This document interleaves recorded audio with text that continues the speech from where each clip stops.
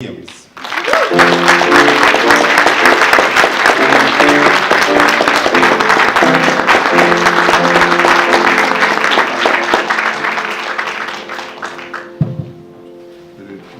This one work? Listen.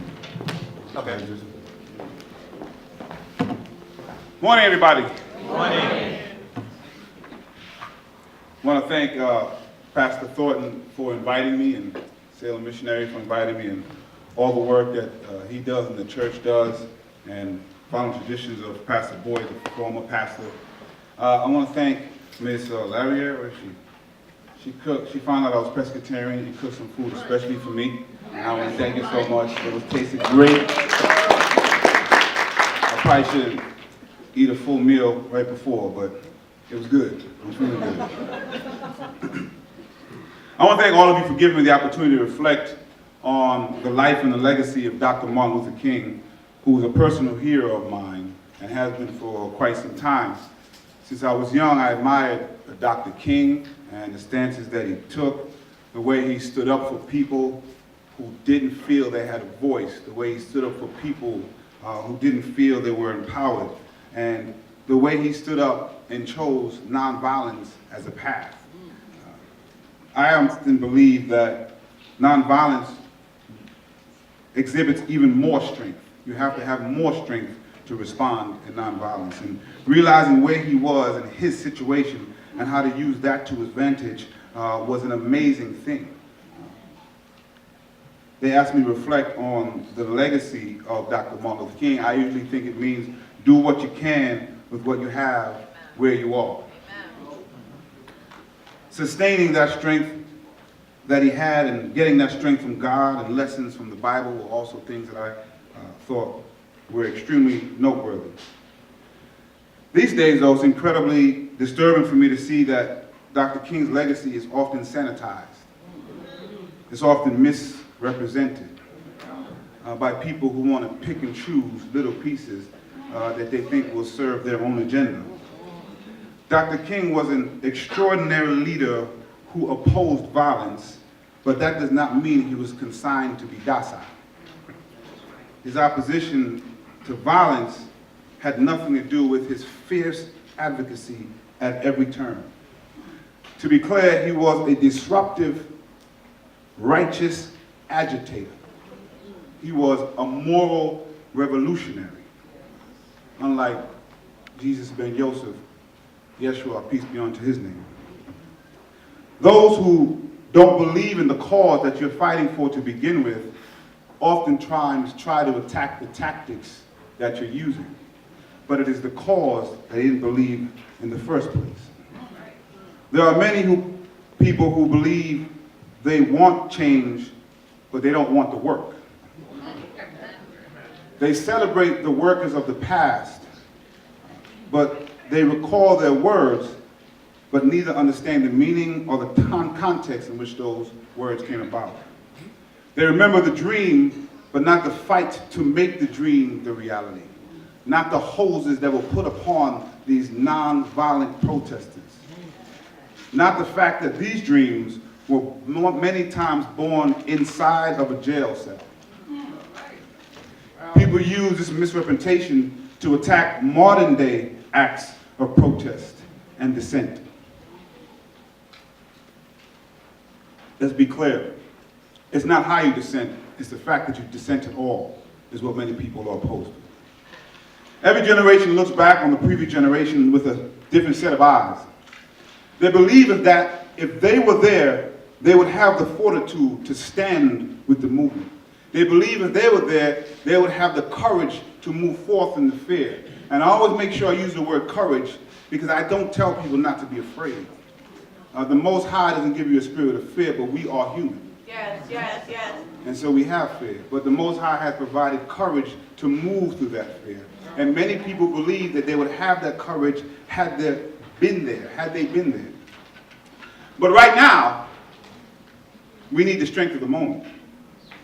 The legacy is to keep the moral fortitude moving, to keep the focus going. So if you would have been there then, you should be here now.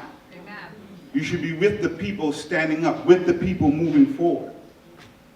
with anyone whose voice feels disempowered. From black to Latino to LGBTGNC. Hope I didn't lose Salem when I said LGBTGNC. No, sir. No, sir. The Bible I read said love your neighbor as yourself. Tell it. It didn't have an except after that. And if it has an exception, you're probably reading the wrong Bible. Whether it is the Me Too movement, we should be with all of those who are standing to have their voices heard. From Dr. King to Kaepernick, all of these issues have been discussed before. All of these things of who is a patriot, who isn't, has been discussed before. And the people who are on the moral side of dissent and protest have won those arguments every single time. They will win it again, even with an orange crazy person in the White House.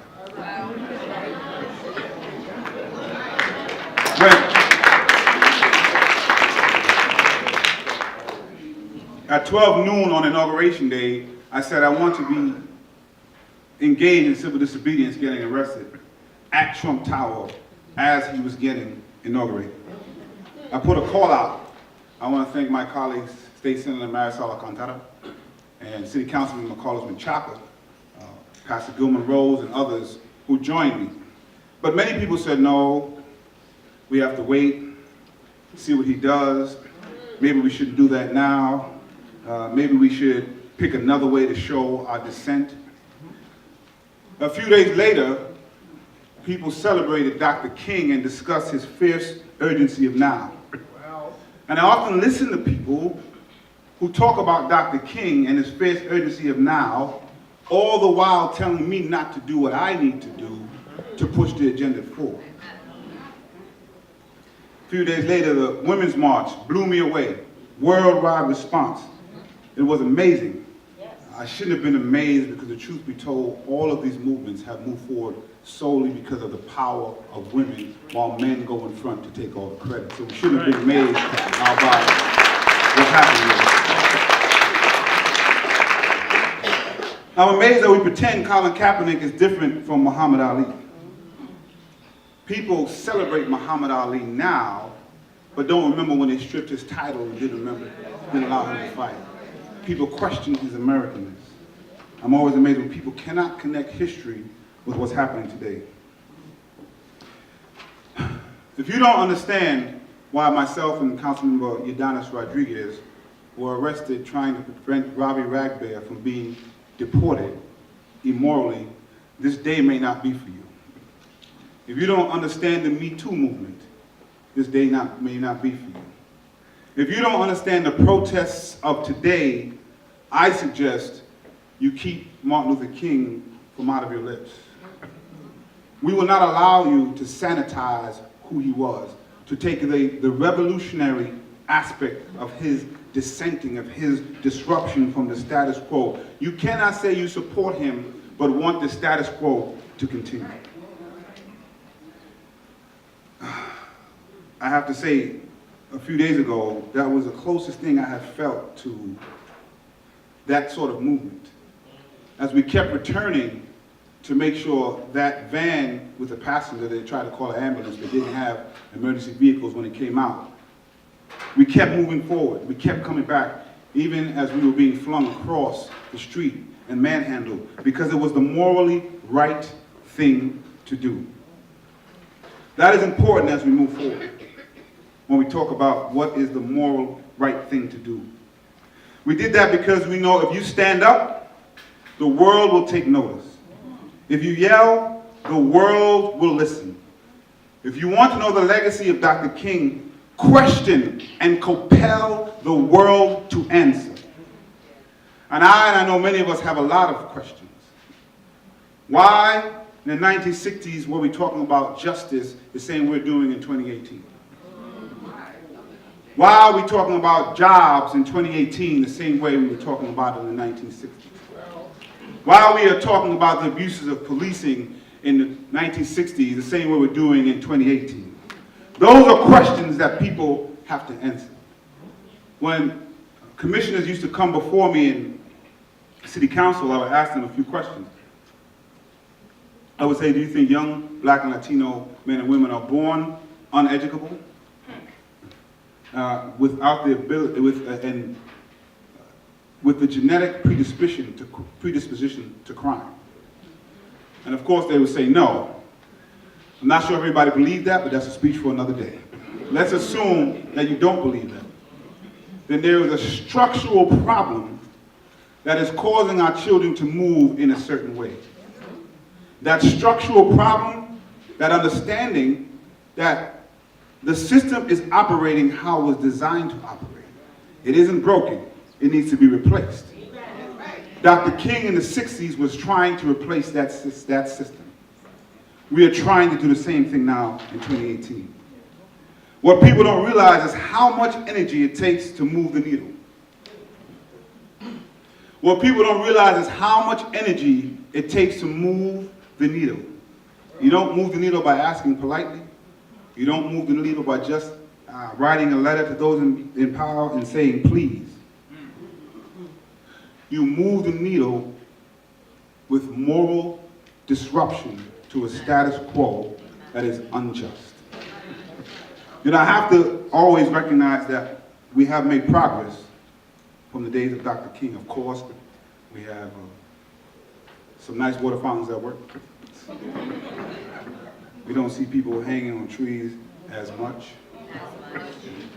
But I'm always careful about the progress I say we made, because that could have a way of legitimizing craziness that should have never been legitimized in the first place. There is real power in protest, particularly mixed with government action.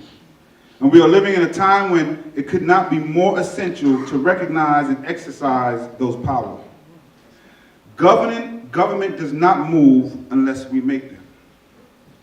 They respond to protests. They respond to the issues that we bring aloud when we're in those streets. I understand that because I'm in those halls seeing how my colleagues respond.